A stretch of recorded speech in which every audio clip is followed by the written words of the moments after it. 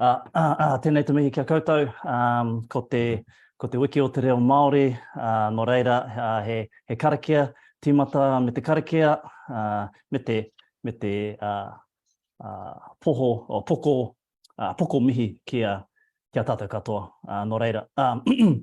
Tīkina atu rā te pūtake o ngā kōrero i te wānanga, tīkina atu rā te hautapu o ngā ariki.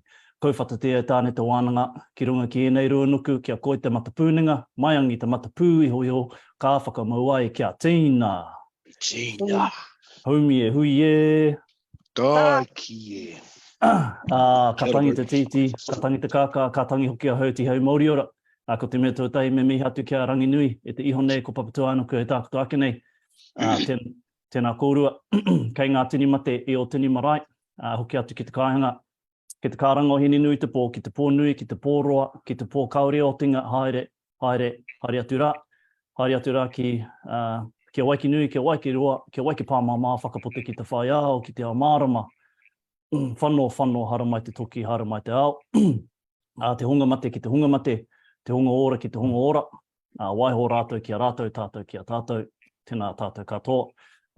Kei akurau rangatira, e noho mai nei, kei akurau rangatira, e noho nei, koutou ki te kāinga hoki, e mihi ana, kia koutou, kia tātou, te hunga ora, tēnei te mihi kia tātou. Nā, ka huri au ki te kaupapa o te ahi nei, ko te kaupapa o Monday Night Kōrero, nera, ia te wiki,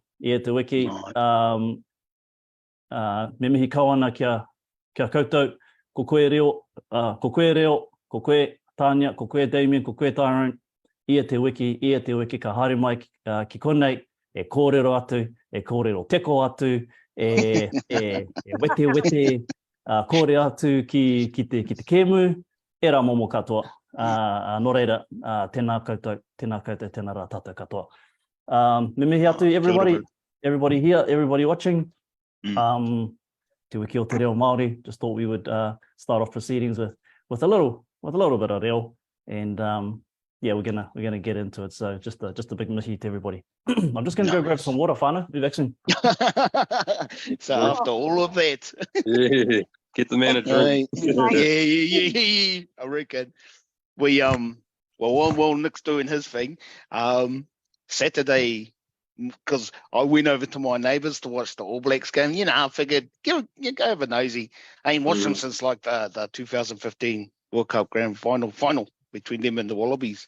So I thought, let's go have a nosy, eh? And me and my mate Ash, we were we were sitting there watching it. Ball gets kicked again. While the third kick, we're both like, bro, this fucking better get entertaining, bro, because and like the All Blacks scored a really mean try, and I was like, yeah, that's the one, bro. But then it went back to this aerial contest, and I made it to like the 33-minute mark, and it's like, nah, I'm out. Put the league back on, bro. Put the Super League on or whatever. This is bullshit. You know, it's like, nah, couldn't do it, man. Well to last till the 33rd minute, bro. I would have turned it up to 33 seconds. But that's because I was thinking, because I'd heard about, you know, the All Blacks and kind of how they've been playing. I thought, well, actually, just let's have a nosy, eh? It just put me off. Honestly, bro, I felt like climbing the highest macrocapa tree I could find and jumping off it. You know, it was just like, fuck, this shit's doing my head in, bro. It just wasn't very entertaining. So not cool. I suppose we've got to address this, eh? Not a very good weekend for New Zealand sport. Not at all. But you know what? I think the New Zealand fan needs to understand that we don't always win all the time, and that's okay. And it's okay to lose. And it doesn't mean you got to go burn your jerseys and go on social media and start rubbishing the person or the team that's lost. I think we just need to mature up a bit and be like, okay, all right, someone lost. It is, well, that's the truth of it. You can only have one winner at the end of the day. And if you're a fan, you should be a fan, win or lose. Yeah, hardcore, bro. Hardcore. And you can't win them all, you know. No. But But why though? Why? Why can't we win them all? I was going to say, win them all. can there be one thing we burn, and that's other fans' memberships? We'll start with the bandwagoners. Just keep them on, bro. Keep them on. People get hysterical over these losses. Like, Yeah. None of us want to lose, but come on, still got life. Yeah. That's right, bro. Bad. Like, Pompey Flex cops a lot of hate on, and anyway, I had to stick up for the bro on Facebook and just be like, nah, man, like, come on. Nah. This is not fair. I think 39 missed tackles. He didn't miss 39 tackles, mate. Yeah. Totally. And I think we've got to blame the All Blacks in some kind of respects, because they were so successful for such a long time.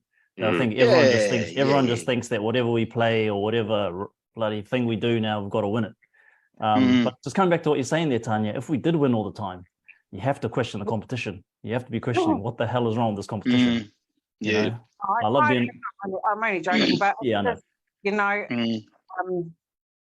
I just take my hat off to the boys anyway. I think it's been an amazing season. Oh yeah. But a few butts in there still, but that's okay. I'd much rather be where we are now than where we were last year. And that's I'm right. thankful for that. That's right. 100%. I think in regards to the game, I like the niggle between Aiden and Leota. That because spotting it, going back over the review stuff, there was 4 blow-ups, and they just progressively got worse and worse between them, and it was like, oh, okay. But I was actually wondering as well, was Leota put up to that? Because like, it was like he targeted him, and I think even one of those hit-ups, Leota ran straight at Aiden, but then Tohu smashed him just to take him out. But that niggle, it just kind of started with like the butting the heads or whatever, and then the chirping, and I was like, oh, okay. Because Aiden, how many times have we seen Aiden kind of react like that through the season? And it's like he usually lets his shoulders do the talking kind of thing, eh? So getting frustrated, eh? Yeah, he was, bro. He was getting amped up, and that Leota wasn't backing off. I think it's that.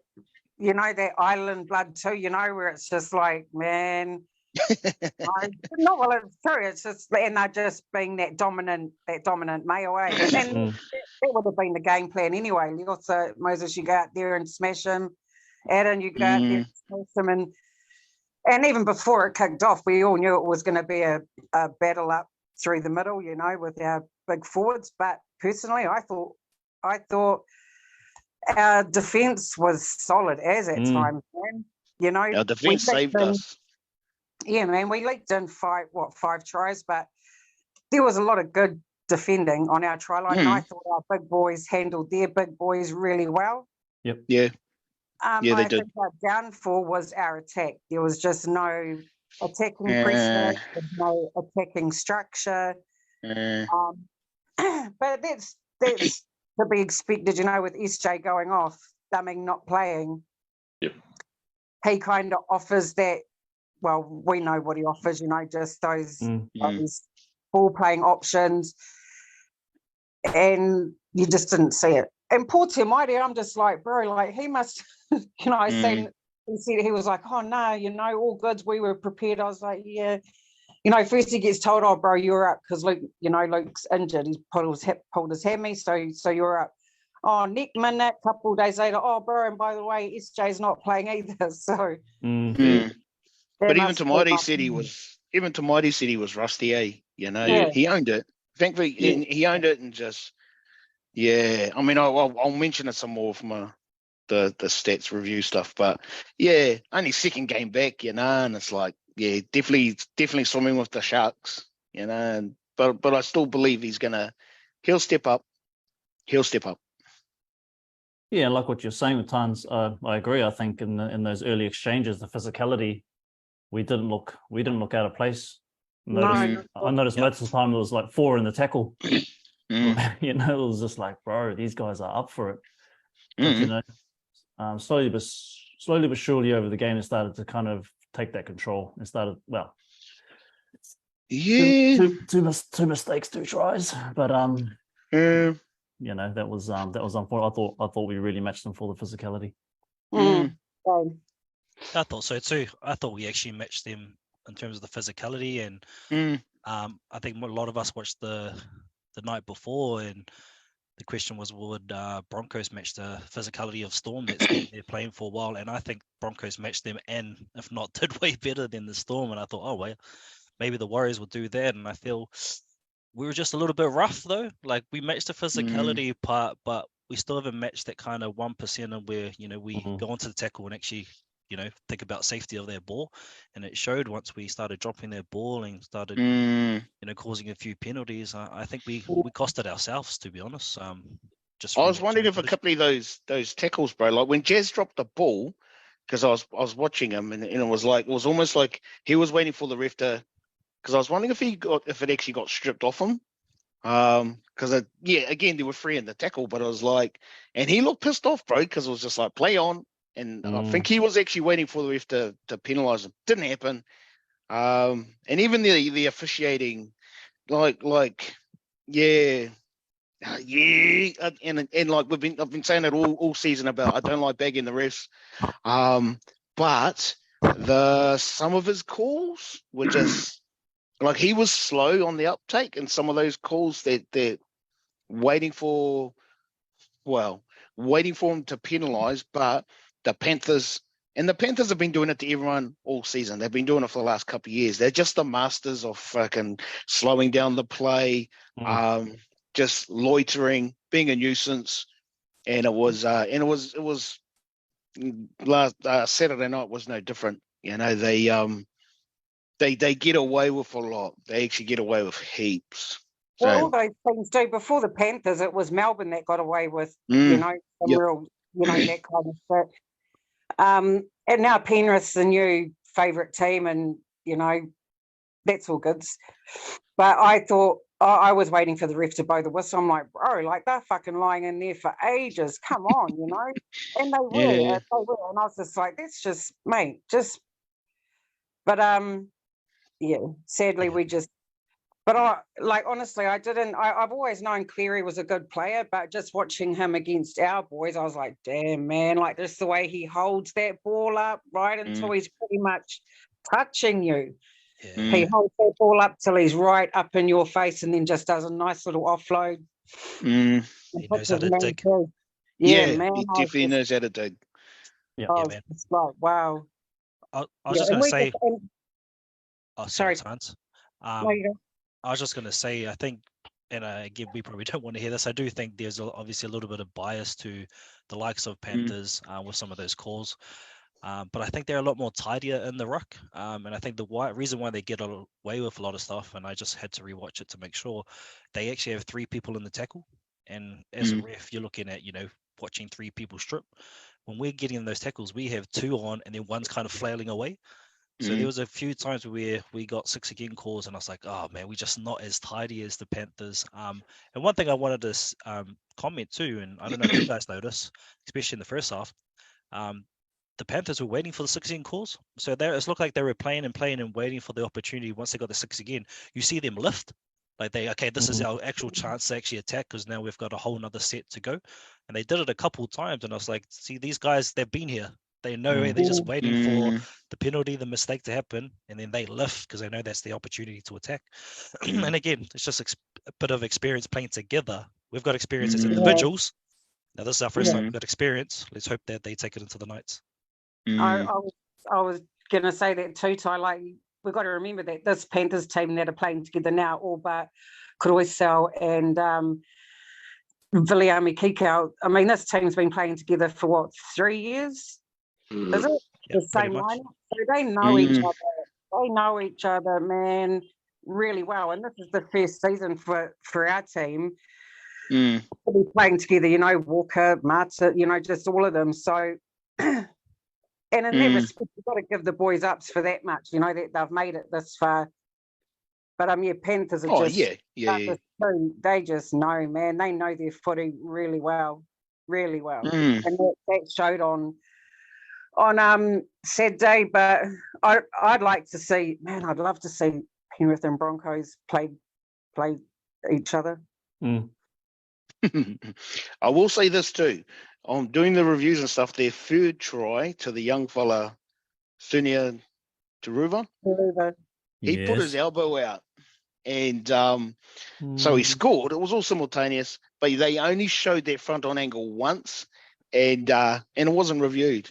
And I was kind of thinking, because Rocco made the tackle, and he just looked gutted after it, and I was thinking someone should have ran straight to the ref and said, "Ref, he's out." You know, because I watched it a few times. I keep going over it, and it was like, on the line.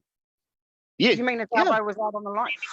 Yeah, but you know, and I mean, again, they just cracked me up. The officials, yeah, bro, it was 12 minutes and 9 seconds. Yeah, because I was spotting it, and I was just like, because I seen it Saturday night, and my missus and my mate were just they thought I was just being sour grapes. I was thinking, no, I'm sure he put his elbow on, and then when we seen it again, I was like, yeah, but they got away with it. Yeah, it just cracked me up. It's like the sort of, we're used to those sort of bullshit calls, but yeah. I mean, I was surprised they didn't look at the total try, but you know, that just got it's just accepted. Yeah. It's but like, hello. You know, I even said this before kickoff. I was like, you know, I'm not worried about the game as such. I'm more worried about the officiating. And, you know, and if we're going to get 50-50 calls, and I kind of knew, I was like, there ain't no way we're going to get the 50-50 calls. Panthers at home, you best believe that we're going to have some shit go against us. And that was, you know, everyone should have known that anyway. I did before we even kicked off. Yeah, but our fans still tuned up. Hey. Oh yeah, massively. I will counter what I just said though, and I think this is what kind of Webby's been saying all year. We shouldn't have been in that position anyway for Brian To'o to score. So if you look back about 5 more minutes, you'll see how they got up the other end of the field. Cool, bro. What else was there? And not to pick on him, because I'm sure we'll talk about it in terms of their left side, but you know, I think it was first or second kick, drop ball, you know, off their high, and I think from then on it just got a little bit shaky and we couldn't recover in that first half. So I think, you know, again, I like kind of Webby's mentality this year. He's been really focusing on where can we control the game, and there's just the game. We didn't drop it, you know.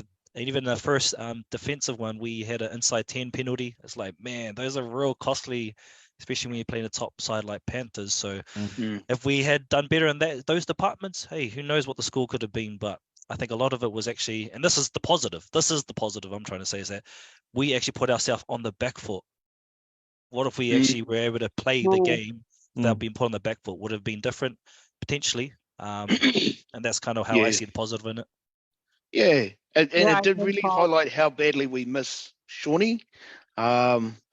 He's just tripping the whole game. He's directing, he's telling big players where to go, where to be, and just tripping the boys, you know, the entire time.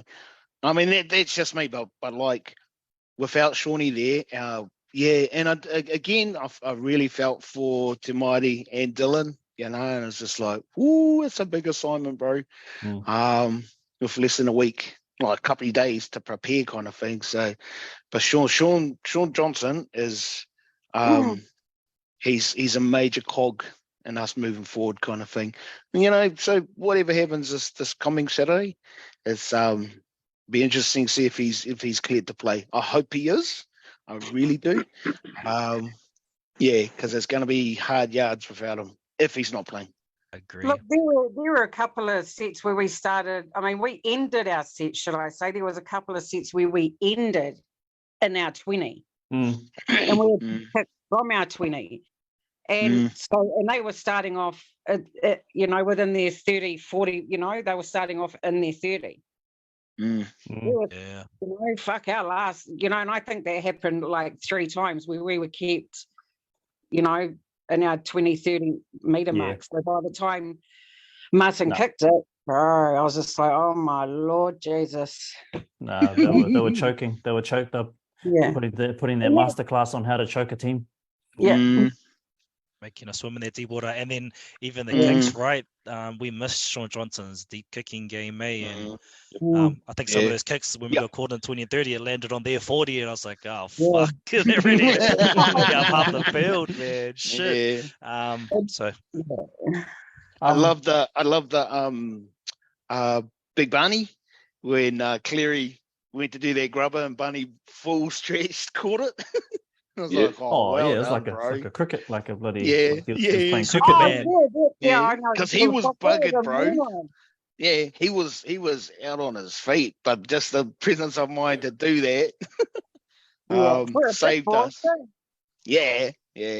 So those little things were kind of like just those little highlights. It was like, the boys know. The boys know what they gotta do for this night's game.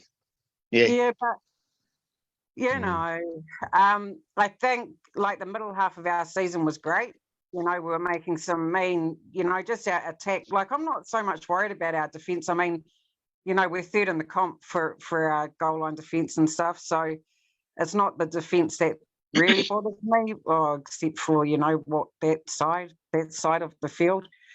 But it's just we haven't been attacking with the sustenance that we did earlier in the season. Does that make sense? And it just shows on the scoreboard. That's what I think. No, fair enough. And I think it's since that Raiders game, actually. Since that Raiders game where we just won by that field goal, I just think our attacking's not as sharp as what it was. I mean, even Tohu doing the grubber, in the first half, it was like, shucks, how many times have you done that this year? It kind of highlighted just how lost we got, We got lost at one stage where Barney was the first receiver. Did anyone notice that? Which half? He somehow ended up as the first receiver, and I was standing in the pub just going, "What the fuck's he doing there?" Yeah. I could be wrong. I need to go back and watch it, but I'm pretty sure he got the ball out of dummy half once, and then flicked it to somewhere, and I was just like, "Bro, what are you doing there?" Yeah. So all the little things, and like even Webby at the post match interview was about pressure, and we just didn't build pressure, and it was like, still enough positives to take out of it, but you're going up against the reigning premiers. You've got to be able to build that pressure and sustain it. Hey, I've got a question. Did Charnze even get to bring the ball back? Because, after Montoya freaking knocked it on in that kick, I was like, straight away, I was just like, oh, bro, you got a bullseye on your back now. He's going to be coming for you all night. And sure enough, Perry just kept kicking all night. Did you notice? Like, he would kick to Montoya the whole night. And I don't even think Charnze got an opportunity to run the ball back because he was just getting it. Yeah, man.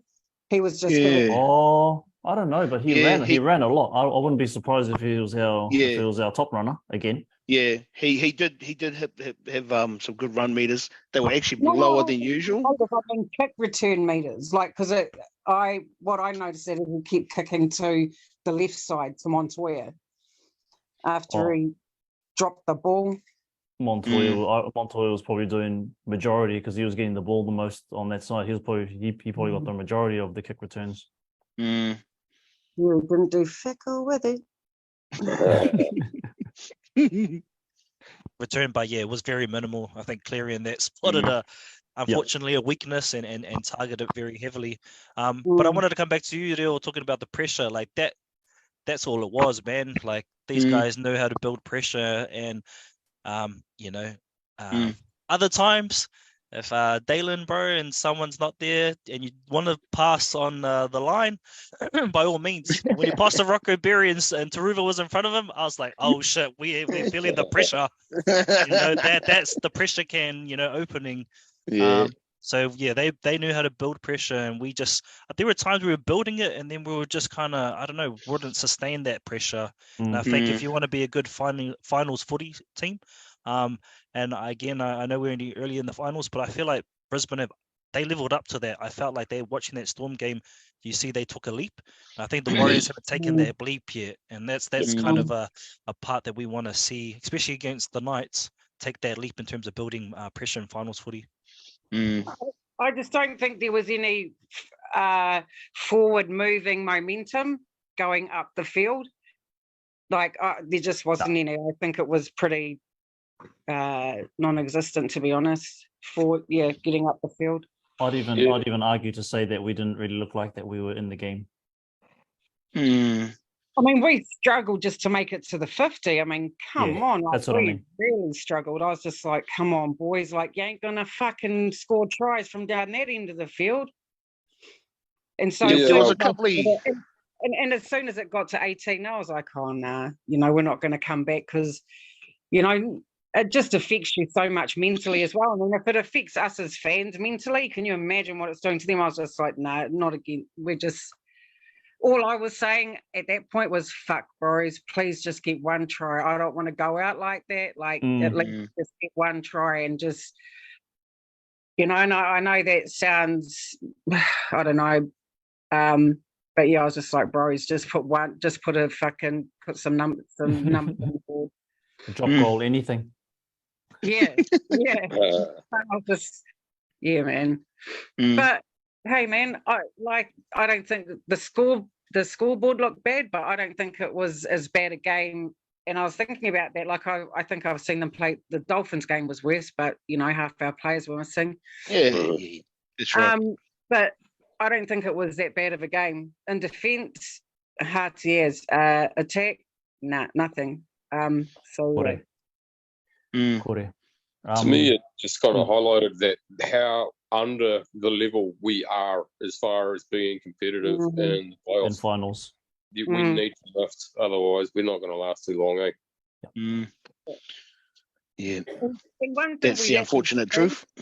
Like you look at other teams, man, I've got, look at Brisbane. Fuck, you got Selwyn Cobbo, you got Reece Walsh, Ezra Mam, boys with pace. And I mean that fucking, we got Dom Young, Kalen Ponga in the night, that have got that leg speed. And I'm sorry to say, guys, you might all disagree, but I just don't think we've got much in our team. Wheels. I'm talking about out and out speedsters.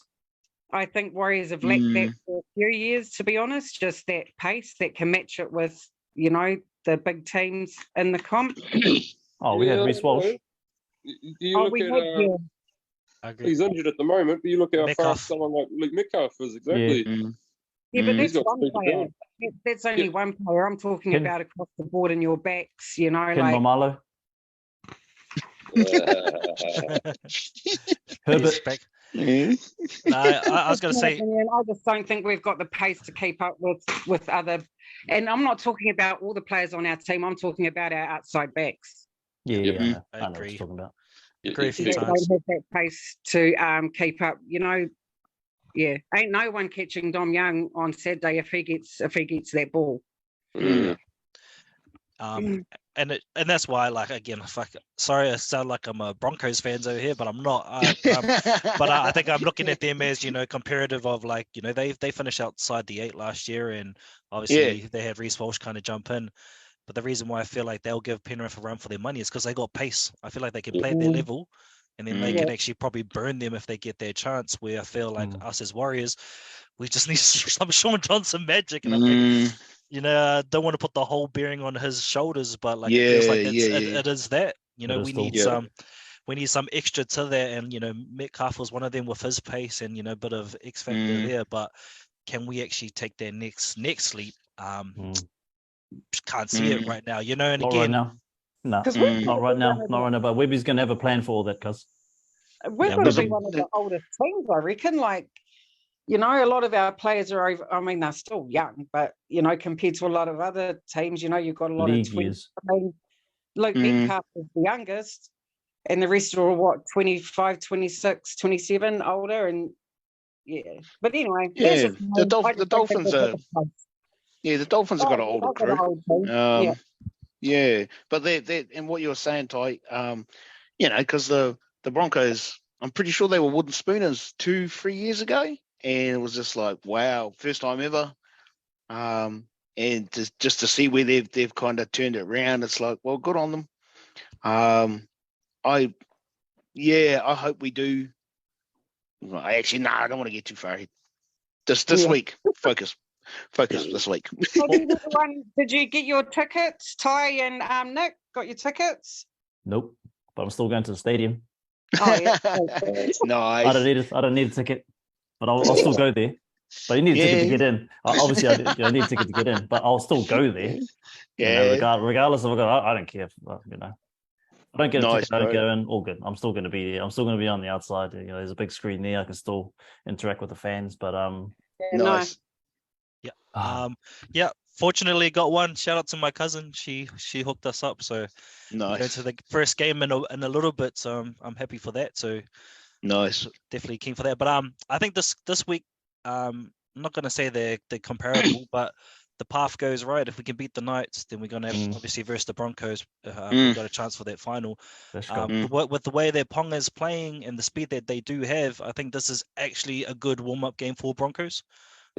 Personally, so if we can beat them, it shows that we can actually play with not to say that they're the same, but there's actually some similarities in their game that actually give us a good stepping stone for that. And then we've played the Panthers, so that's the way I'm seeing it, is that there's probably good warm-ups to a potential path, but hey, let's focus on the first game before we exactly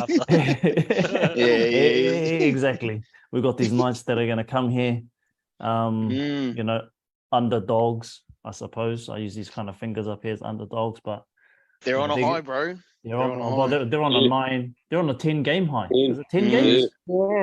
Yeah, bro. 10 game high. So, mate, good on them. Beginning of the season, Taylor's out with head injuries, this, that, the other, and not looking good. Nick Minnett, they're playing finals footy. Nick Minnett, they're coming to Mount Smart Stadium, where they would love to come here and upset us. So it's 1-for-1 this season, eh? So we beat them in our opening game, and then they did a number on us over there.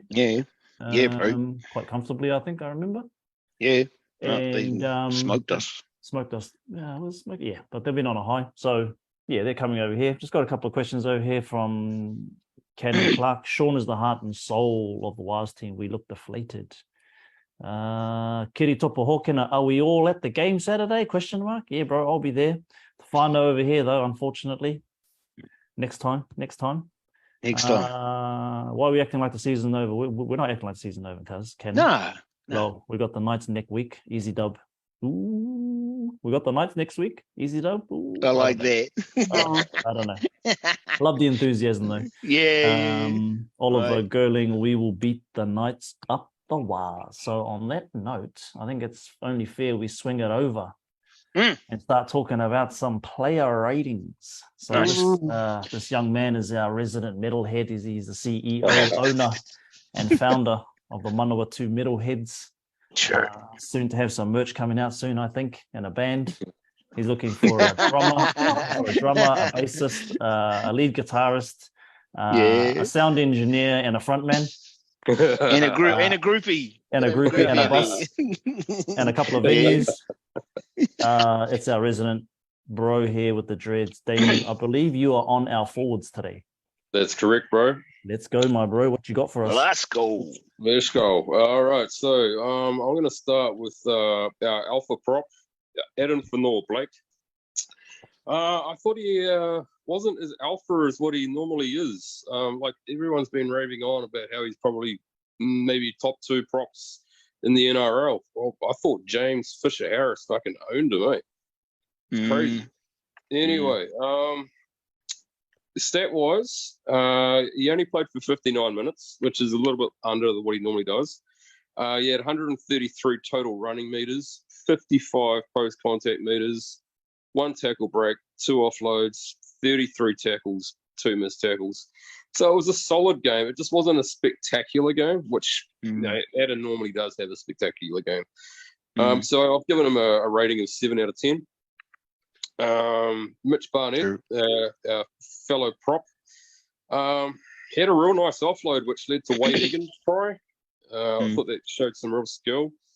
But he had the smallest amount of minutes in his season this year. He only played for 39 minutes, which is quite a bit less than normal for Mitch Barnett. Yeah. He only had 69 total running meters, including 18 post contacts, 1 tackle break, 2 offloads, 27 tackles made, 4 missed tackles. So, yeah, a bit of a subpar game for Mitch Barnett because he's normally pretty solid. I only gave him a rating of 6.5 out of 10. True. Moving over to Jackson Ford. I thought Jackson Ford had a pretty quiet game with little impact, despite him playing the whole 80 minutes.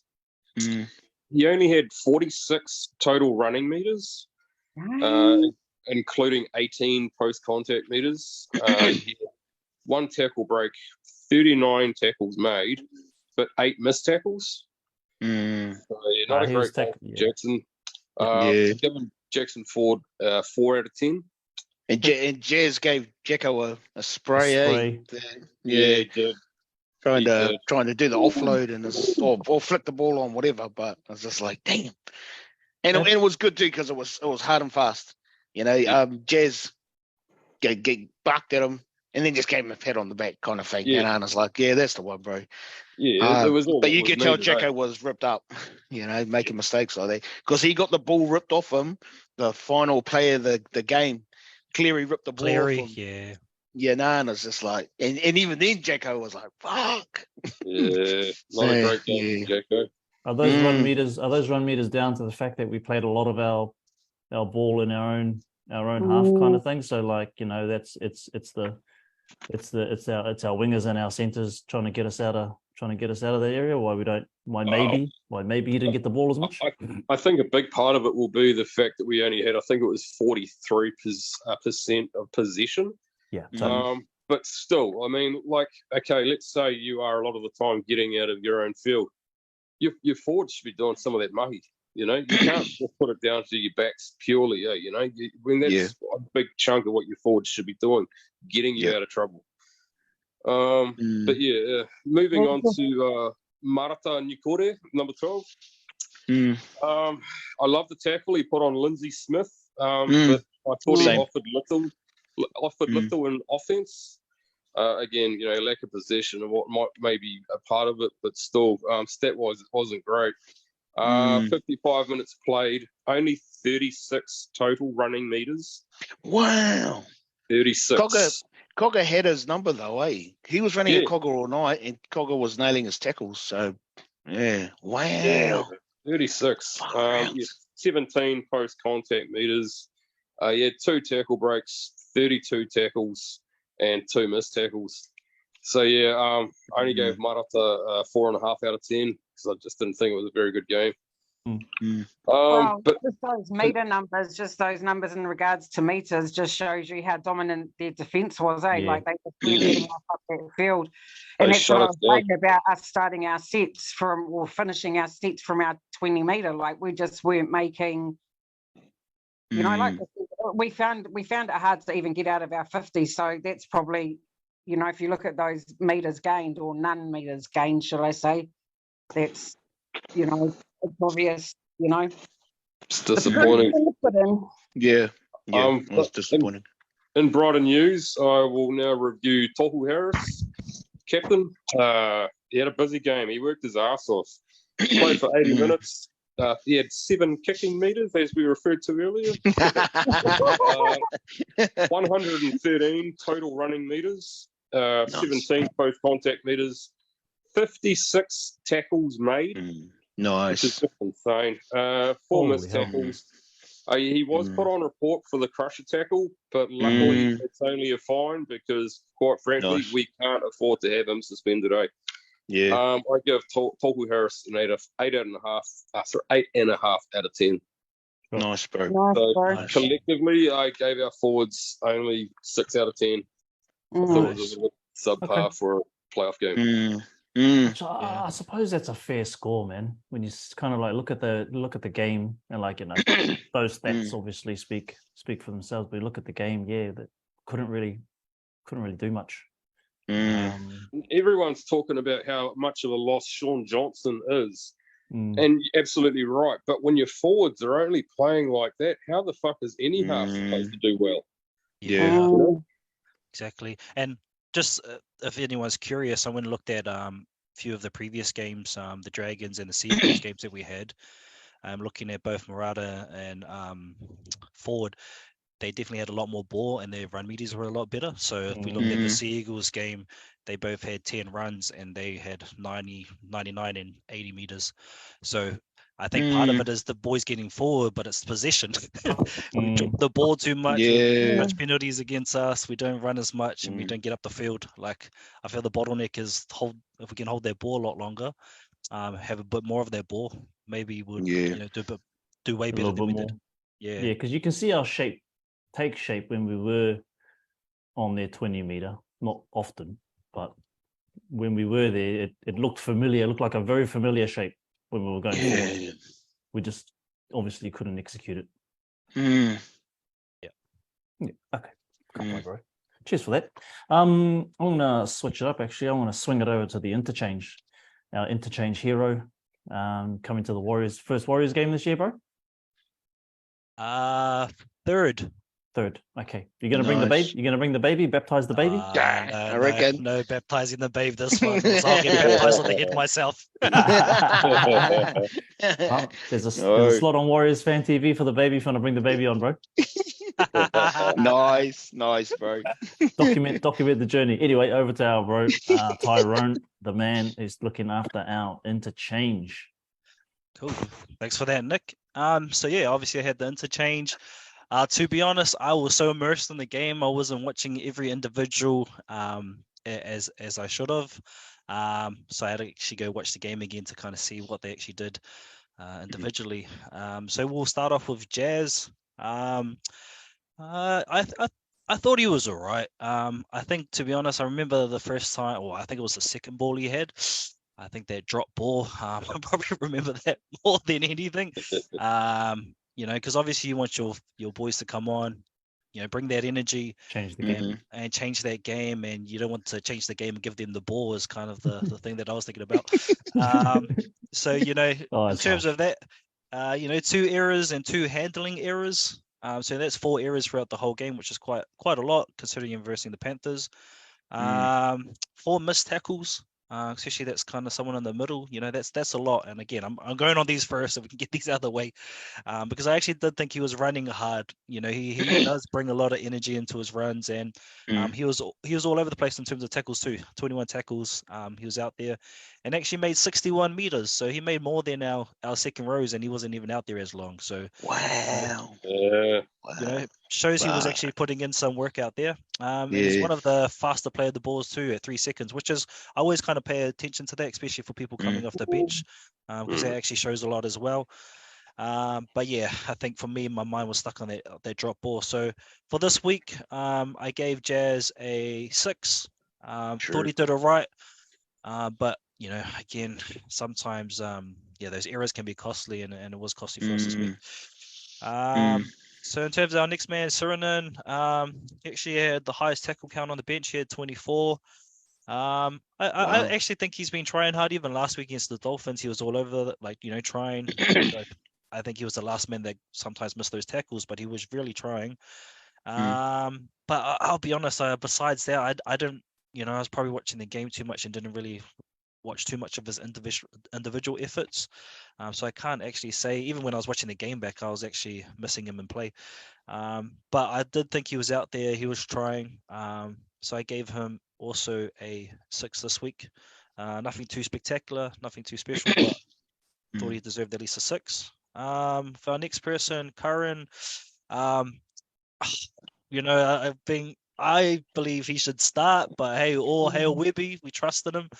I just prefer Curran to be out there. I think he's, in my books, earned his stripes, and I don't think it was any different in the weekend too.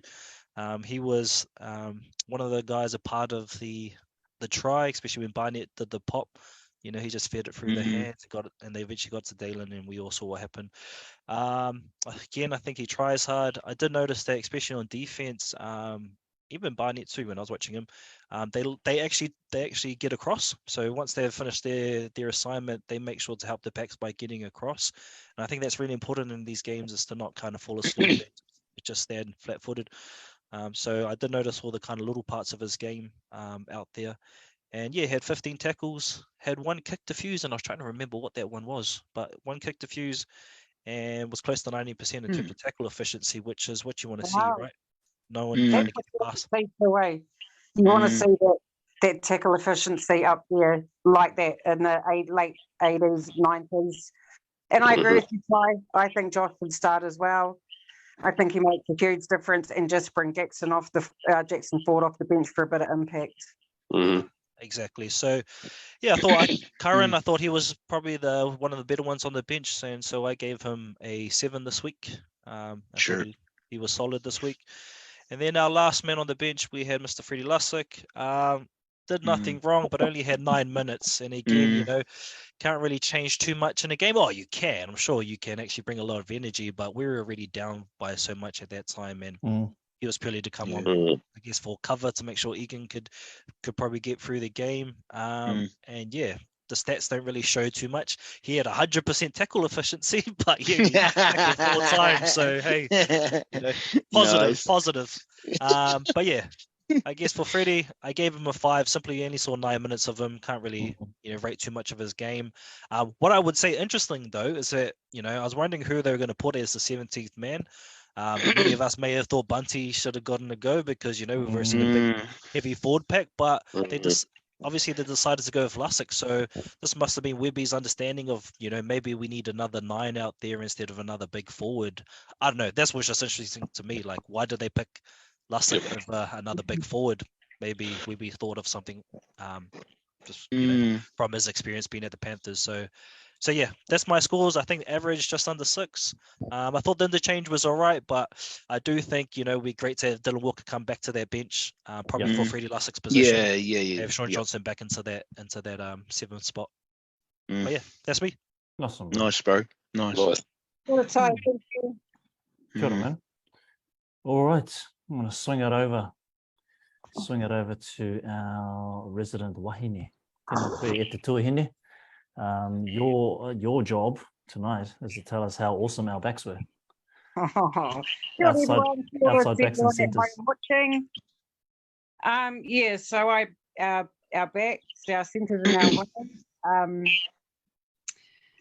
going to get the bad one out the way first. So we'll start with Montoya. It's not that bad. He had 4 tackle breaks, 29 post-contact meters, 3 tackles, 6 misses, and 26 run meters.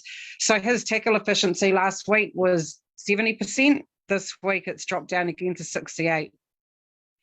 And I just don't think that's good enough in finals to have a 68% tackle efficiency. I think it's really poor. I think he tried with his runs, when he had ball in hand, but yeah, I just don't know what's happened with Montoya. He's really quiet. I just think it's probably because they've got that set play now where they go down the right all the time now. And that's how many run meters did he have? He had 126. Okay. And that was mostly trying to get us out of trouble, yeah. So he was doing some work, but I mean, you made 3 tackles, you missed 6, and your tackle efficiency is saying. And I don't think he gets enough ball. I personally would like to see them, to see the right have a bit more ball in hand to see what they can do, because we haven't really seen that this season. So I'd like that, but it's the end of the season, so we probably ain't going to see much of that. Sorry, just not to pick on the bro, but reading the stats, it's got 30% tackle efficiency. Oh, what? What are you? Wow. Yeah, I'm on the NRL stats, so I'm not to pick on him, but that's a bit alarming, Is that the game or is that overall? Overall. Oh fuck! It must have changed since I looked at it this afternoon. Then. Yeah, no, it's 30%. So bad. You shouldn't it's definitely not good. you shouldn't be playing, man. Like, I'm sorry. I think, Montoya is one of my favourite players, but there just ain't no way you should be playing in first grade if your tackle efficiency is only 30%. Yeah, and I kind of wonder if it was, their first knock on led to a bit of confidence drop. And then also it looked like there was a little bit of lack of trust on that side. So I think it's just probably in a whole mental different world, so that 30% kind of makes sense after thinking of that. And then Luke Garner, the centre opposing, he was sticking it to Montoya as well. A couple of times. Like Montoya got bundled out, and I noticed that Garner was giving him shit while he was on the ground. I was like, bro, for starters, he's just being a dog. But well, might have got into his head. Yeah. Totally. You're playing first grade rugby league. When you go up against people, you should. There's no. Personally, I just don't think there's any excuse for a 30% tackle efficiency. Not with first grade, and I think it's bullshit. And actually, I'm quite offended by it now because I just not fair when, enough, Dads.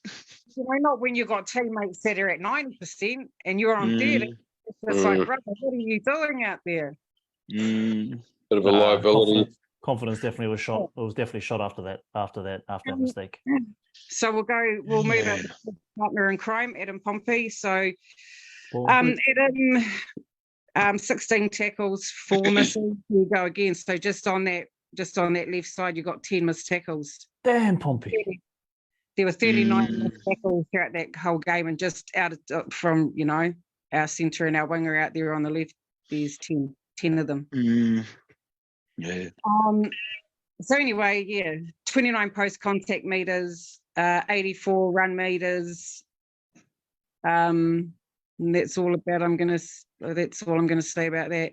Well, Dallin, looking at Dallin's stats, he actually had not a bad game. Try assist, 8 tackle breaks, 33 post contact, 4 tackles, 150 run meters. So his stats look really good, even though on the field they looked, the stats make him look good, should I say. Sorry to all the viewers at home, probably like, man, these guys are harsh. Well, this chick's just like, I'm just calling it the way I see it, Yep. And then Taruva skinned him, he skinned Dallin big time. It was like, far out, bro. He was just lucky Rocco and Chance were covering, because Taruva would have scored in that corner. Once he got past Dallin, it was just like, bro, fuck's going on? I'll move over to Berry now. So Berry actually had the highest tackles out of all our backs. He had 23 tackles with 2 misses, which is pretty good, I reckon. 25 post contact meters, 81 running meters. So our backs in total missed 16 of those 39 tackles. I don't know about you guys. Is that? I mean, Ooh. Yeah. Well, hard day at the office. Yeah, it's a hard year. Yeah. So I think our backs, I don't know. Oh, well, I'll go like this. I'll give our left side a 6, and I'm going to give our right side a 4. Fair enough. Yeah. Our right side a 4 and our left side a 6. Just purely off the stats, really. Pretty disappointed, but I just, what I said about Montoya, I actually mean it. If this was at the beginning of the season, I'd just be like, nah, well, not even at the beginning, halfway through, I think I'd just be like, bro, much love to you, but you're going back to Cup for a run. Yep. Get some confidence as well. Yeah, I just, not when your bros are working really hard, but then again, it's probably, I don't know, but it's just disappointing to hear that. I thought it was 68, so when you guys just said 30, I was just like, damn. Yeah, that's pretty bad. Yeah, I think Dallin was probably caught in those 2 tries, right? I think he jammed one. Yeah. He came in and we've seen him do that before. Yeah. He's always looking for that intercept, but that doesn't always come off Like he's only had like maybe two intercepts the whole year, I think. Once against one we didn't get allowed because he knocked it on. But when you got someone like Truva on the outside, you know.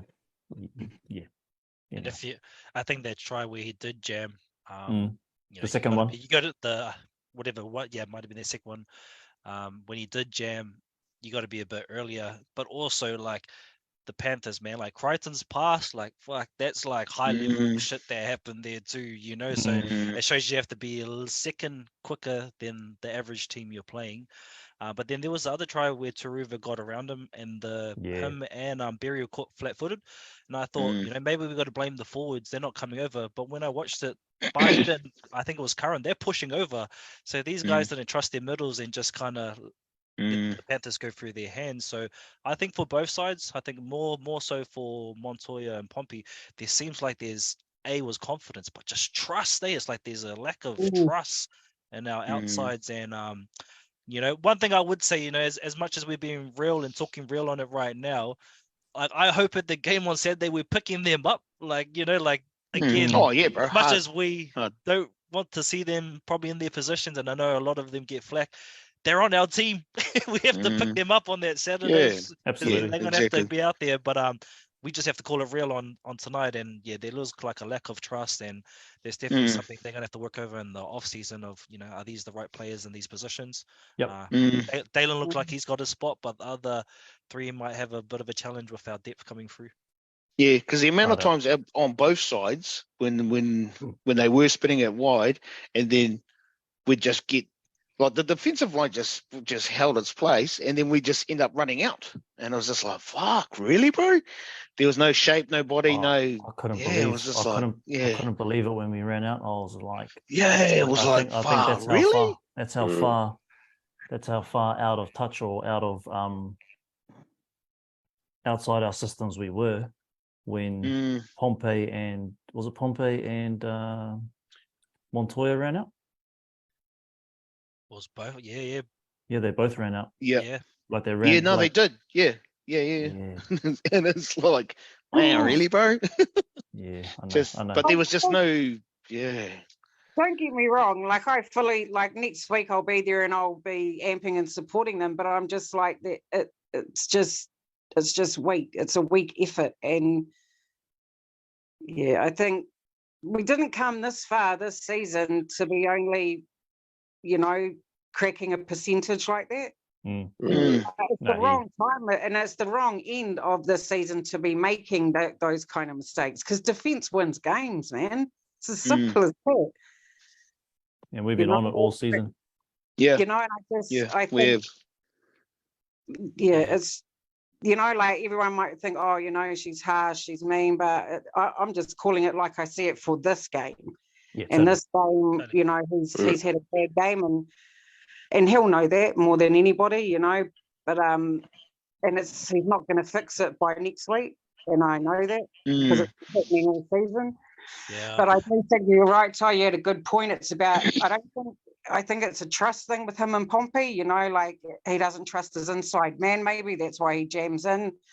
I don't know, and then when he jams in, they miss someone, and then you've got them both turning around, just grabbing at air. Yeah, and I was just gonna say, like my sign for the trust is that there was the first total try. The person that gives him the ball is Leota. Now Leota's a prop. Now I'm not gonna say you shouldn't take your eye off a prop, but if a prop's running sideways, your insides could cover the prop. Marcelo jams, so he can't trust that the backs are going to get a prop. For me, that's trust. And again, I might be assuming a lot here, but like if you're going to jam on a prop, that means you don't trust. And you see there's 5 of them coming across, then obviously gets to To'o, and To'o does what he does. So for me, that's a trust. And just with the backline stuff, I think last week I commented on the only way to kind of beat teams like Panthers is when they overstretch, because in terms of their defense, and they're the best defensive team in the comp, attitude-wise, they're going to have 3 or 4 players there jamming on that wing, even if like Dalen got through, there'll be 3 players trying to make sure he goes out. They showed it, like they're always going to be there. You have to when they overstretch, you have to kind of change direction. And the reason, and I think sometimes it's instinctual.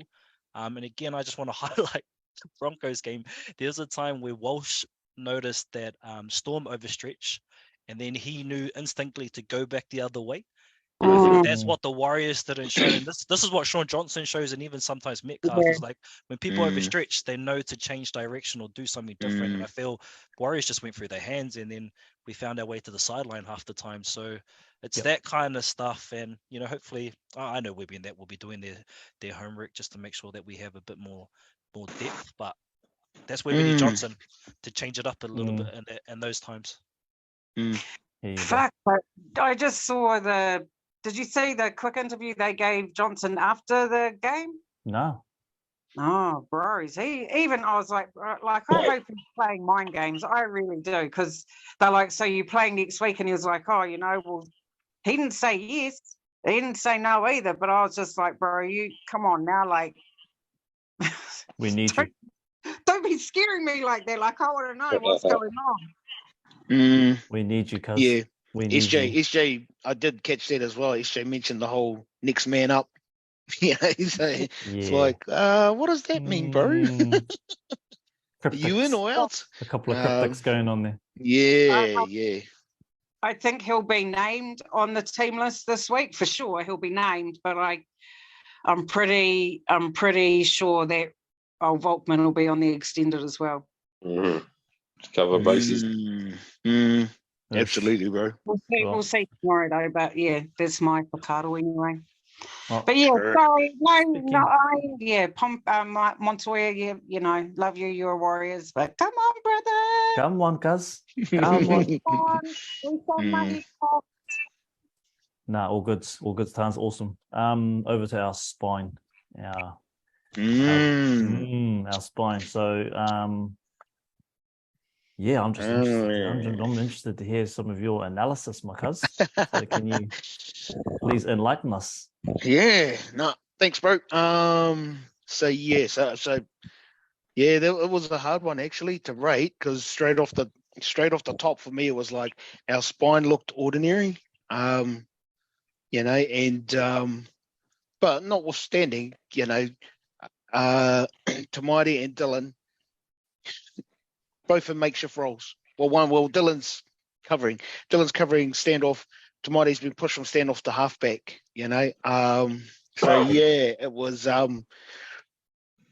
but sadly on the big stage, our halves in particular were average. And it feels stinky even saying that, because I fucking love them. But just putting the analysis into practice.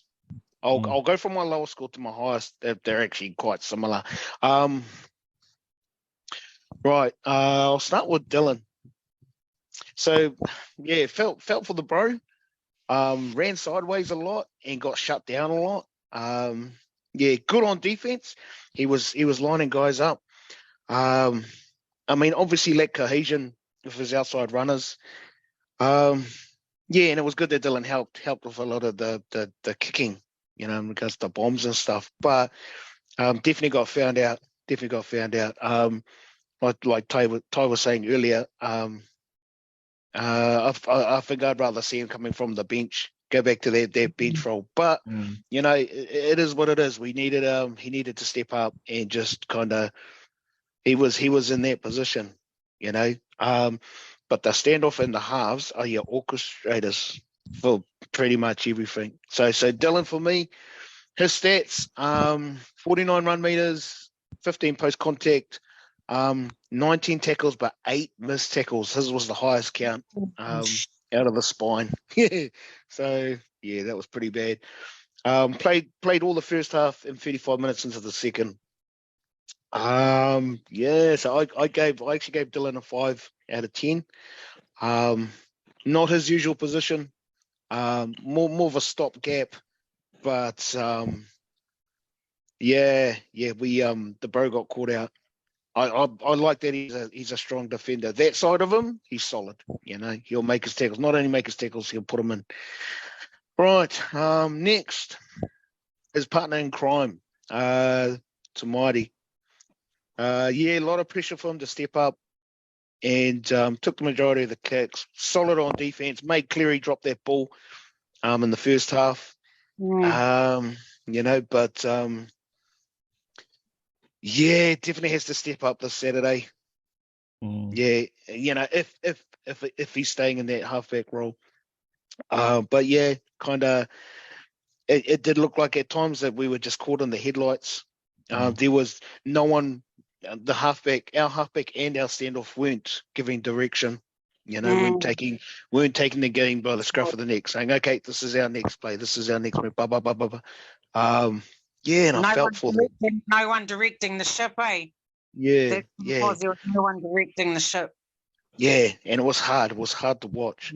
So for me, to Mighty stats, 30 run meters, 5 post contact, 25 tackles, which is a good count, and 2 missed.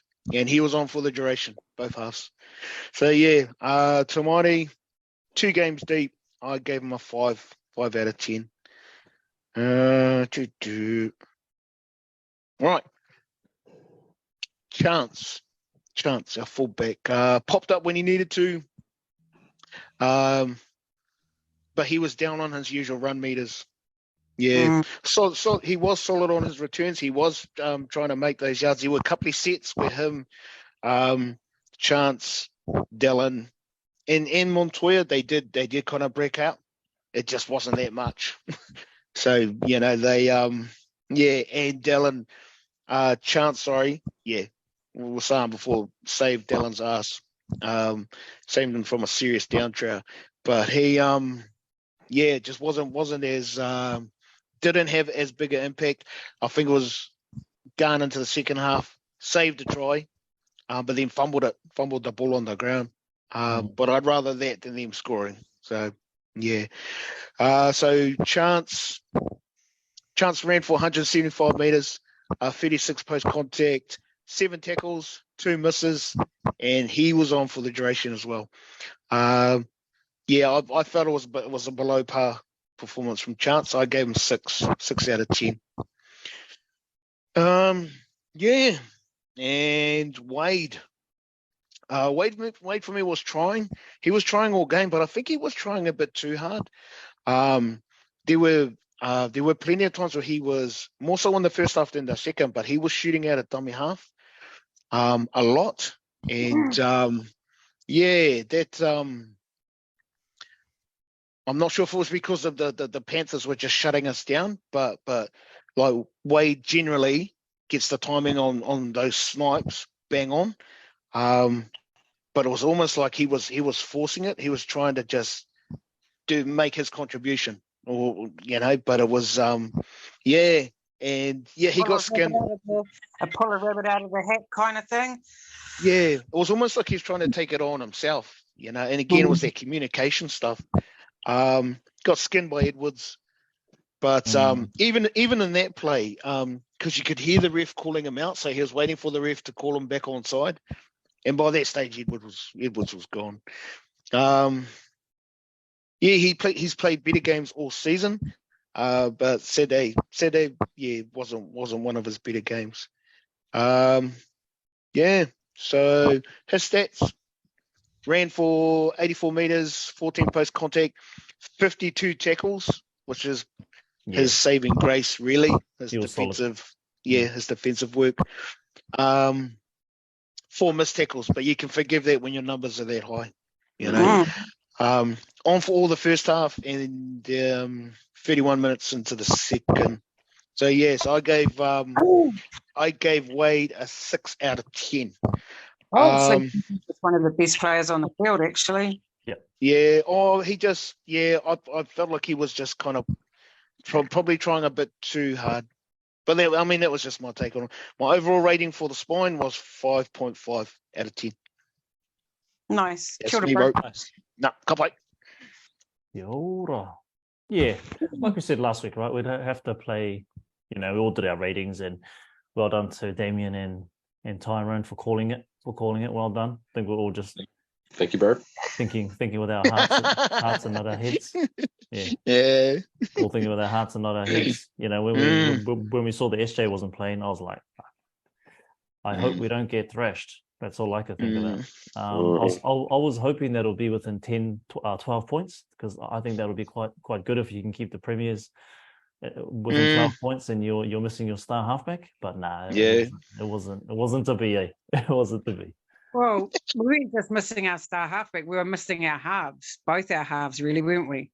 Our halves that have played together for a majority of the season. So you take, and that, you know, I mean, when you've got to reshuffle your spine like that in 1 week, you know, pretty much over, you know, 10 days, if you've got to reshuffle your spine like that, that's never a good thing. In my opinion, I don't think it is, because your spine is exactly that. That's your backbone, to your whole team. And so you take out your halves, mate, you know, it's pretty guttering, especially in the finals, but it is what it is. And I just, I realised that Volkman had a bad game against the Dolphins, like not a bad game, it's just his kicking kind of let him down. But if SJ, you know, for some reason, if his leg's still, you know, if he's still mummised, then I'd much prefer to see Volkman. Bring on Volky back. Volkman, Tamati, Martin in the halves, and then just keep Dillon off the bench, because I think we really missed him coming off the bench. Oh yeah, absolutely. You know, absolutely. Agree. Yeah, the impact. I was going to say, because I was quite vocal that, you know, having Walker in there this week would bring experience, and I think in some degrees it did, but I think you know, finals footy shows, especially if you get caught in your own half, you're going to need someone that can kick the ball out, and Volkman does have a big boot on him. And I think that, you know, hopefully he kicks the ball in, but, you know, I'd rather have Volkman probably playing there, and then allow Dillon, Walker and our bench to kind of bring that energy on, if we can, you know. But hey, let's just say this plan B is not going to happen. Shaun Johnson's there. He's going to run us all the way to the final. You know, that's our thought process. With one broken leg. One broken leg. Blindfolded, bro. Blindfolded. Broken, bro. You can just play. It could be the last game of the season. So just get on there and do it. Yeah. I reckon. Yeah, it was a mountain. It was a mountain to climb with him in the team. Yeah. And then it became just a mammoth mountain after that. And even if he was in the team final, we would have had to play a 100% perfect game. Or there or thereabouts. And we're talking tackle efficiencies, we're talking completing our sets, we're talking kicking game, we're talking everything, right? So it's like we didn't have a pilot even in the plane, you know, like we just and that's okay. That's okay. And in a way that it just gave Te Maire a chance to really step up and kind of not take control, but just kind of have that, after being out for so long, having that that experience, I suppose, is driving the team around. And it didn't happen, and that's okay, you know, that's okay. I will say this though. The 15 minutes to go into the first half, the Panthers were fucked.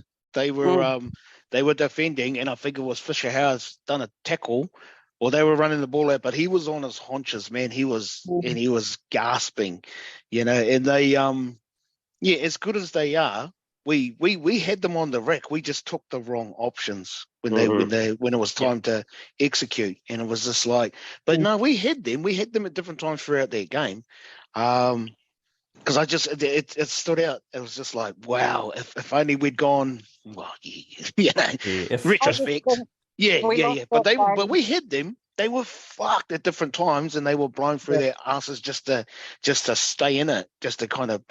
I guess that's the confidence, you know, knowing that they just got to ride the wave, whatever, they'll get through it. But yeah, I really felt like we just those little 2%ers, just kind of the wrong. Instead, we just took the wrong options. Couldn't capitalise though. You know, when it starts messing with you mentally, that it has a huge impact on how you perform physically on the field. And I just think once they got up to, you know, 18-0, or when we went into, you know, I just thought it was, I thought, you know, that was probably a bit of a slap in the face, because they'd realised how far they'd come maybe this season. But yeah, like I said, it didn't help with their halves out. You know, I mean, Shaun Johnson's been huge. Not to say that if he was there we would have won, because I don't think that's the case either. But I think our attacking plays, we would have had more structure and more options when it came to our attacking play if he was there. Yeah. And possibly get some more points on the board. But anyway, that was last week's game. But anyway, That game's over. That's how we're getting it out. Yeah. Therapy. For people watching at home, this is our Monday night therapy session. Yeah. That's what it is. It's definitely that. This is a way for us to But offload all of our just looking at Newcastle Knights game last night. Big ups to the Raiders, by the way, right? Because like they just never gave up. That's just the Raiders. That's the Raiders spirit, eh? That's just their spirit. 18. Yeah, bro. But really good game. Yeah. And everyone writing them off, eh? Like they're not even going to make the 8. They made the 8. They're not even going to do this. And they put the Knights to the sword, right? 1 point. Man, what's up with these halfbacks that can't kick drop goals? Oh, I just no. What that is that the fucking defense just like James Tedesco. I mean, God, Luke Keary came from pretty much the other like those charge downs were on point. I got to say, man. The 2 in the Roosters game, you know, the 2 in the Sharks game, I had to laugh. I was just like, ain't no way this is happening again. Like, hard case, man. I just thought that was brilliant work from the you know, the defense, just making sure that, nah, bro, you ain't winning this game. And they just made sure that, they just put their bodies on the line, man. We're just like, hell no, you ain't winning this. And I love that. I was just like, man, that's dope. Yeah, yeah, they're coming to town, coming to Auckland. Saturday game. I'm actually quite happy with the Saturday game. Yeah. I'm sure they are as well because they'd be sore after last night. Yeah. Did you want some head-to-heads, bro? Yeah, let's go, bro. I managed to dig some out. So the Knights, Warriors against Knights. We've played the Knights 10 times since 2018. We've won 4. The Knights have won 6. Our biggest loss was back in 2020, round 1, our opening game. We lost 20-0 over there, McDonald Jones Stadium. And our biggest win was in the same season. Round 16, we beat them 36-6 at Scully Park. And 2020 was the year Kearney got sacked. Todd Payton jumped in, gave us a little bit of steel to finish the season with. But I was thinking too, bro, just got me thinking about the whole, how many times have the Warriors and the Knights been in the playoffs at the exact same time? So the 9 times that the Warriors have been in the playoffs, the Knights have actually been to 5 of them. So yeah, and it was actually quite close where we finished. Obviously, the first time, 2001, we finished 3rd. Newcastle finished 3rd. We were 8th. 2002, we finished 1st, and the Knights finished 2nd. 2003, we finished 6th, and the Knights finished 7th. Even this year, we finished 4th. We finished 4th, and the Knights have finished 5th. So, yeah, there's a bit of interesting stats there. The obvious difference between us and them is they've won 2 premierships. 1997 beat Manly 22-16, and 2001 beat the Eels 30-24. There you go. Nice, bro. Yeah. No, they've had a mad run in, right? And so they spanked the Sharks by about 20 odd points. They beat the Dragons. They beat the Rabbitohs. They've had a really good run. They're on fire, bro. They're on fire. Let's just hope they peaked a bit early, eh? The relationship that Ponga has with his outside backs, I was pretty mint. Like I was watching it the other night, you know, he just, some bloody.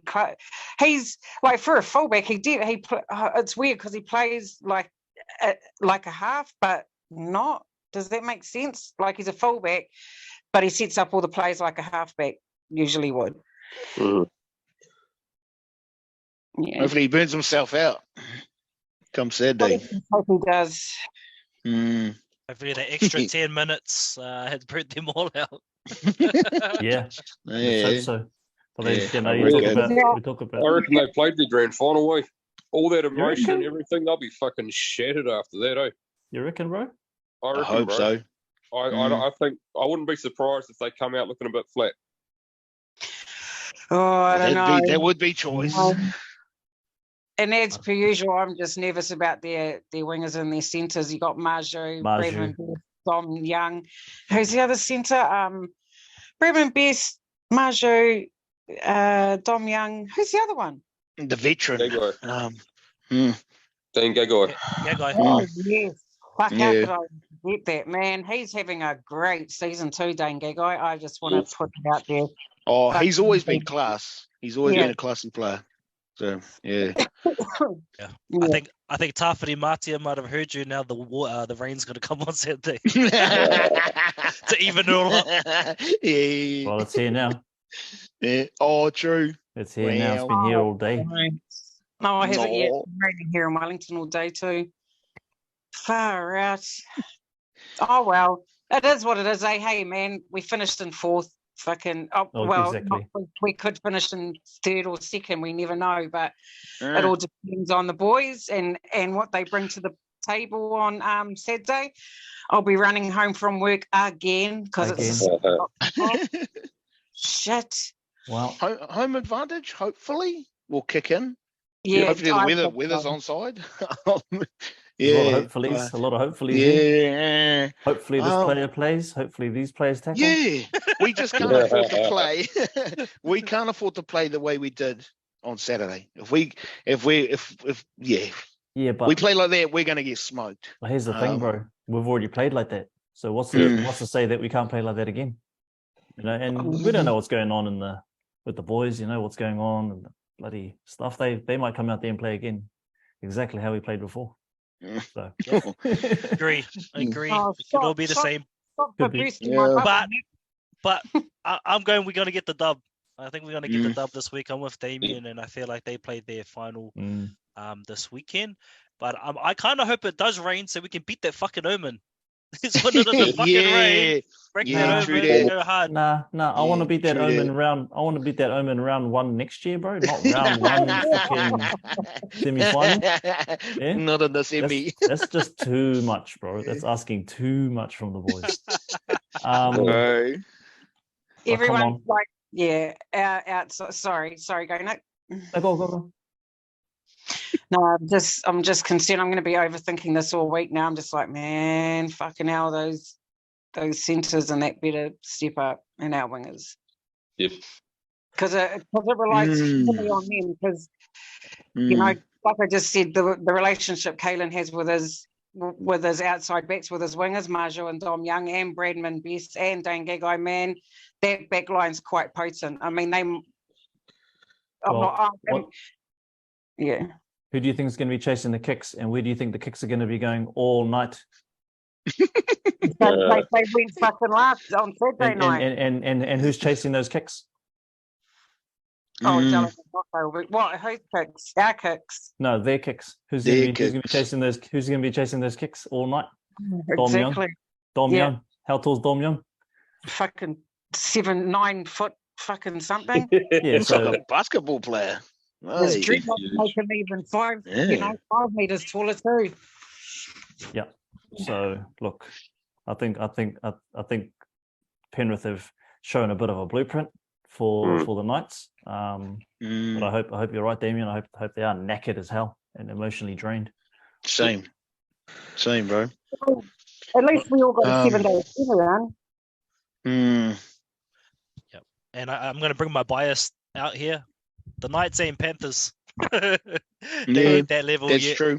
That's So very true. I feel like the boys will get up, especially if we have Johnson. But yeah, I actually think we're going to win this week. Pretty confident in that one. Yep. Nice. Big game for Mitchie. If he's playing. Oh, I think our forwards can handle Newcastle's forwards easy as.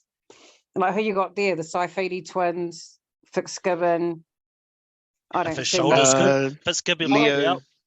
Leo Thompson. Off in the Raiders game, eh? Oh, yeah, fuck, Leo Thompson had a great game, man. I've got to say, he had a good game the other night. one of my second rowers. Oh, no, is he I not here? hope he plays for the Kiwis. Well, Yeah. makes himself available. Good young fella. Good kid. Yeah. He Um, had a brilliant game. But I think our forwards handle them easily, actually. Well, I shouldn't say easily. That's probably being presumptuous, but They won't So- have Hastings as well. Hastings oh, will. yeah, Yeah. he's enough. He's got That's two. right. So be Tyson Okay. Gamble and Kalen Ponga in the halves then. Or they pull up someone else and keep Kalen at fullback. Yeah, Oh, I yeah. think they'll keep Kalen back. Yeah, you'd want to keep him at fullback, yeah, right? my bad. Yeah. Tyson Gamble. Who was in the halves with Tyson Gamble when Hastings was out? Because Hastings just came back on Saturday, Yeah. being out with injury. Oh, fuck, what about Orion Pat, by the way? Ka aroha. I think it was Kurt Mann that went into half. And Oh, he's decent. Yeah, well. We got it, Fano. We got it. We got it. So why don't we do the good old fashioned round the robin score predictions for this game, eh? Since we got it, eh? Since everyone's so fucking confident we got it. I'll go first. I'll go Games this first. weekend, eh? What's that? Yes. There's only 2 games this weekend. 2 games. Yep. Yes. Yeah, Yes. Roosters Because and the other, Storm. because yeah. Same next weekend. Yep. Ooh. Who's going first? Nick. Me. I'll put myself first. I said it, so I may as well go first. It's gonna be a good old 32-24 to the Warriors. Gonna write that down. I'm locking that one in. 32-24. Nice. 32-24. I'll take that any day of the week. Who'd like to go next? Jump on in. Yeah, I'll go. I'll go Warriors to win by 26-18. Ooh. 6-18. Damien. Yep. I was going to say, bro, that last night's game, the whole how they went to it wasn't golden point, it was just extra time. Yeah. And whoever's ahead wins. It's just like, oh, sure. Say the whole season golden point and get to the playoffs, and it's like, and then they win by that penalty. I was like, damn. But I like that. I do like that rule. Okay, I'm gonna. Yeah, we'll take it. I'll go. I want to say like a really big score. Yeah. Why break your tradition, cuz? Eh? Yeah, I know. I reckon. Why break your tradition, cuz? Come on, stick to the tikanga. Stick to the tikanga. True that. I'll go 38-28 to us, the Warriors. Nice. All right. Oh shit. I think I might go, I don't know, 22-18. Close on. I'm gonna go 20-27. I think we're gonna get a drop kick just to push it out. True. Nice. Right, 20-27. Nice. And while we're here, can we just give a shout out to the Cup boys too? Because damn, 49, Yes. what was it, 49 points to 6? Pump. Nice. What a They did pumping. well. Yeah. When's their final? Is it this weekend or the following weekend? This weekend. This weekend. Okay. Oh, this Sure. weekend, yeah. Well, good luck to the boys. Yeah. I hope they smoked them. Who they play? Actually, I don't know. This is their prelim. They got their final next week, and then they'll play Okay. the Q Cup team at the grand final, the NRL grand final. Sure. Yeah. Ooh. Yeah, pick ups to the boys. Well, are they like the curtain raisers for the grand final? Yeah, it's usually No? them and the women's. Oh, yeah. But they versus the Q Cup winner, the New South Wales winner. Massive. Nice. Hopefully they get the job done this weekend. So just to recap, I'm going 32-24, Damien 26-18, Reo 38-28, Tans 22-18, Tyrone 20-27. I feel like these scores are very similar. They're just kind of like in and around that kind of 20 and kind of 30 mark. I think the lowest one is 18 and the highest one here is 38. Well, put it this way, bro. I don't want to drive all the way up there just to see our boys lose. Are you coming, bro? Yeah. And so my partner's parents have bought me birthday tickets for the game. Oh, Beautiful. bro. Yeah. You kept that one quiet. You kept that one quiet, cuz. Oh yeah, I was just it wasn't secured straight away, but yeah, we're there, bro. I'm gonna bring my young fella up with me, so yeah. Bro, can't wait to meet you, cuz. Yeah, bro. In the flesh. Yeah, yes. You and Ty, I'm gonna be looking for you. Nice. Don't worry about that. Bro. I'll tell you exactly where we are. Oh, Nice. Awesome, cousin. Awesome, bro. Yeah, No, looking forward to it, bro. Looking forward to it. Yeah. Gonna bring your good luck way to her, cuz. All right, again. I'll be having one of my I'll definitely be wearing one of the old jerseys, bro. Just Mount Smart, because you know, usually try and make at least one game. Actually, this is my third game this year too. So went to Wellington, went to Napier, and yeah, just but the times we've been to Mount Smart, bro, just goes off, man. Oh. You know, and this is before up the was the stuff. You know, it's just like, bro, the crowd are just cranking. So I'm looking forward to it. Looking forward to the Can you fireworks. imagine how robust it's going to be on Saturday? It's going to be, I think it's going to be loud. It's going to be huge. I want to know what the people that organise the games, you know, or whatever they're called, I wonder what they got in store for us. Because, like we've said on the show many a time, they just keep pushing it and pushing it and pushing it. So, I wonder what's gonna happen. I'd say it'll be pretty intense. So, like they'll bring the party, all right, definitely. The last game. It's the last game there. So, yeah, I wonder what's going to happen there. But it'll be a good game. Yeah, heck yeah. E te iwi. I think that's us for the night. I'm going to close us off with a karakia. Anyone else want anything else? Anything else to say? Anything else to? I'll say my bit now. Then before the karakia, go the fucking Warriors. Go the fucking Warriors all day, baby. Warriors all day. All day. All right. Tēnā koe. Okay. Te iwi kia karakia tātou. Tūtawa mai I runga, tūtawa mai I raro, tūtawa mai I roto, tūtawa mai I waho. Kia tau ai te mauri tū, te mauri ora, ki te katoa haumi e hui e.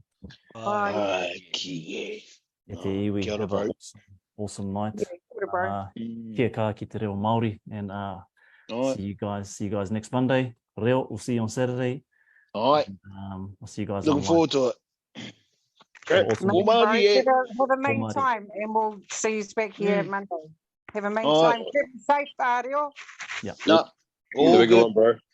Okay. Nah, sweet, bro. Okay. Go get that. Afterwards.